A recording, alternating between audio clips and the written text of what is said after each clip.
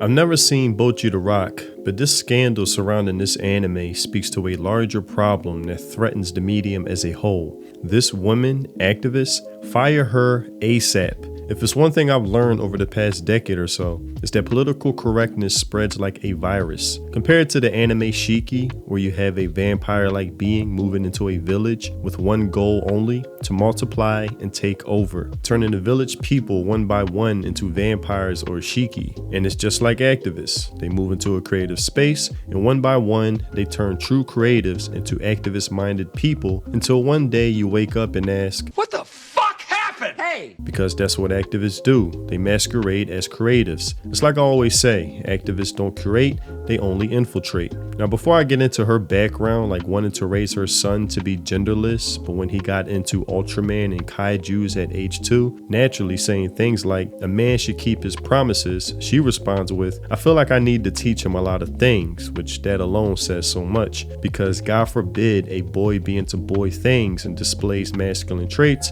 and then we wonder why boys and men are going through such a crisis nowadays, but I digress. Now, let's get into it. Erika Yoshida, screenwriter of Bocchi the Rock, and Wings of a Tiger, talks about the harmfulness of anime and expression. Just because it's an anime expression doesn't mean anything goes. The seriousness of the problem is clear, especially in the case of works that depict teenage girls, such as Meibashi Witches, which, if applied to real life, would amount to sexual exploitation of minors. Just because it's an anime doesn't mean anything goes. I think it's important to keep in mind that it's a drawing, but it's made by minors. This woman, Harpy Lady, sounds like someone straight out of Collective Shout, wanting to play hall monitor and dictator over creative freedom because in her worldview, she knows what's best, using language like harmfulness, which is very similar to what the UN describes Japanese media as, violence against women, relying on the useful idiots, pawns in their scheme to come at their beck and call from such phrases. I don't know what it is with these mentally ill people that can't distinguish between fiction and reality, but they refer to these characters, teenage girls in her case, like the real people. It's nonsense! Saying things like sexual exploitation of minors, as if the artist herself is conducting some type of human trafficking ring, rounding these drawings up in a van to do her bidding. What an idiot! The anime Bocchi the Rock, which made Yoshida Erika's name famous overnight, Parasite, is also a work that depicts teenage girls. In the original manga, Hidori-chan, the main character, is naked in the scene where she takes a bath, but in the anime, she is in a swimsuit. If depictions like that were the selling point of Bocchi the Rock, that would be fine. But I don't think that's the case, and I thought that depictions like that would be distracting when aiming for dominance. It doesn't matter what you think! This is one of those, if it isn't broken, don't fix it. If people don't mind it being in the manga, then it should be included in the anime. Let's be clear, this argument of it being distracting, it's bullshit. This is bullshit! This is her finding the scene in the manga to be offensive, triggering her activist brain, now trying to justify her reasoning for removing it. And again, useful idiots go along with it. She strongly denied that people don't talk like that in real life, including scenes where girls comment on each other's breast size, and had thought that such scenes were common and casual in anime, but Yoshida declared that unless that's the selling point of the work, it's just noise. You fucking people. Spoken like a true fucking Taurus. You know, Joey the anime man made a good point recently of how Taurus operate. They come into a space wanting to rid it of everything that's common in said space, then morally grandstand saying this is the proper way this space should be conducted. Referring to anime tropes as noise shows you have no business being an anime. Get the fuck out!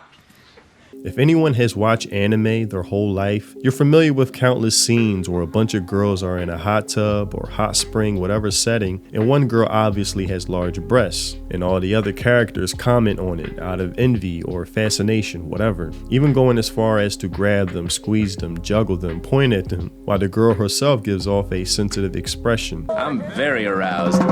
It's funny, it's comedy, it kind of fulfills a male fantasy in a way. This appeal to, is this realistic, is nonsense. That's not why we watch these stories. I would say her changing the girl from being naked to being in a swimsuit while taking a bath is unrealistic. What girl wears a swimsuit while taking a bath in her own house. Pay no attention to these hypocrites, Neo. Like I said, it's just a way to justify her activist bullshit. First of all, the original work is fantastic, and the original creators are very cooperative. The director, staff, and music team are all working hard. Even at the production stage, I thought this was a work that could dominate, but if there are any issues like this, it will stop many people from watching. No, it would not. Something I noticed about activists is that they constantly had to convince themselves of a delusion they made up, a false reality to justify what they're doing. Like, if we don't do that, then this will happen. Realistically speaking, there's no way someone's breast would continue to shake unnaturally while playing the guitar, and if that kind of depiction was included,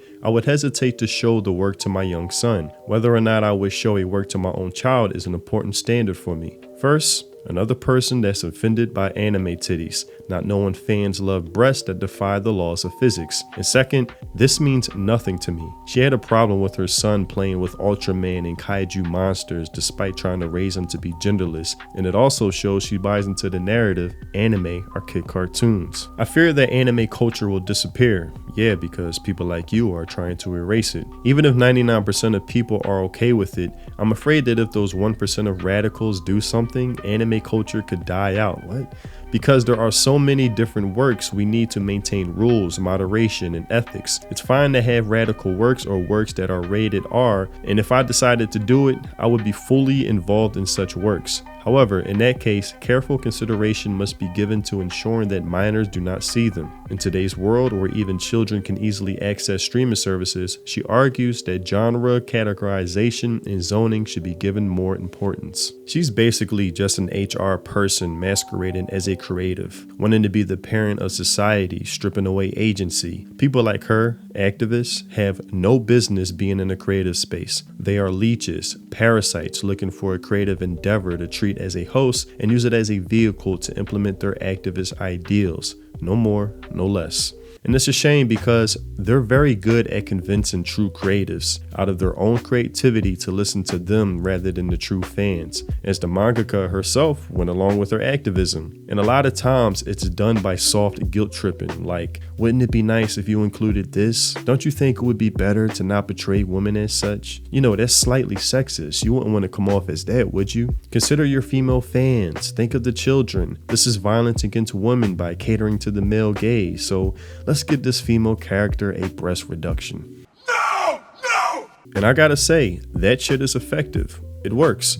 I remember a game developer during Gamergate 1 reacting to Anita Sarkeesian rhetoric, talking about women characters in gaming are designed for the male gaze, and him responding with, yeah, come to think of it, I do portray women like this, and I do play into certain tropes. I was one of some voices that were very critical of Dishonored 1. It wasn't so good to women. So it was such a treat to see Dishonored 2 come out. You know, you can play as Emily, the marketing was Emily, and it was very clear that there was at least some conversation that happened internally around that. Well, your comment, which I will always remember, I'll take it to my grave, the roles that it has for women are very narrow. That was not an intentional choice, and so we made a deliberate role to bring about more interesting roles. Women often get written out of history, of course, but women did just as many interesting jobs and mundane jobs as they do today, you know, so. Gay! And just like that, they turn. They caught the politically correct bug. Just like the anime Shiki, they go from person 1 second to a vampire in another. They go from a true creative to an activist, and then they multiply and spread within a given space.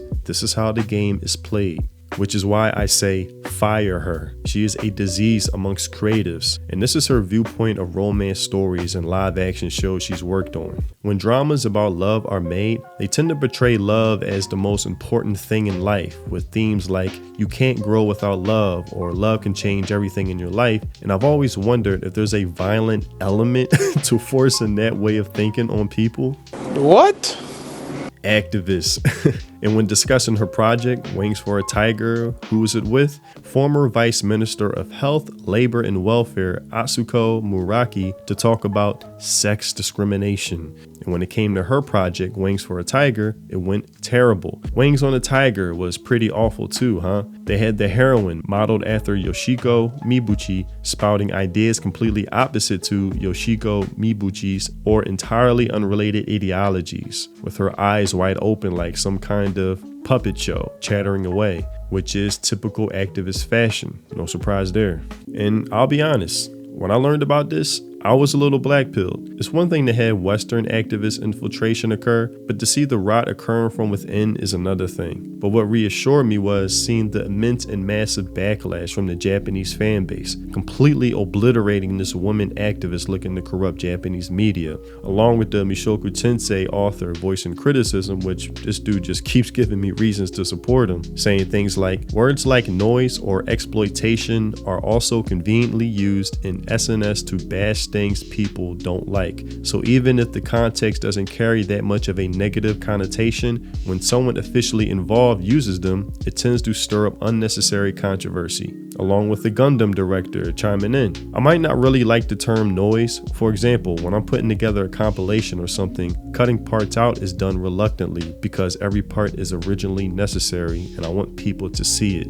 Yes! See, these are true creatives who actually understand the art form versus an activist, and I love to see it. I love that there is an overwhelming consensus that activists aren't welcome in creative spaces. I'm glad people have awakened, especially in Japan, to this problem. Seeing so many franchises and fandoms destroyed due to these activists acting like leeches, and I have no sympathy when they lose their jobs being shown the exit. Get the fuck out! But that's all I have for this video. Tell me what you think in the comment section below. Creators, fans, you have to stay vigilant against these types. They are skilled at weaseling themselves into a space only looking to corrupt it. This goes for all fandoms of any realm. These activists are like demons in Freerun. They only use speech to manipulate you, to persuade you, and to fool you until they eat you alive. Stay clear, stay alert, and this problem will always try to persist, but I have faith people are now aware of their methods. Also, if you haven't already, check out my music links in the description. If you love those Samurai Champloo lo-fi mellow boom bap vibes, then my music is definitely for you. And if you want to support me and the content I create, consider joining my channel. Becoming a member is much appreciated. Thanks for watching, and I'll see you in the next video. Free think. Peace.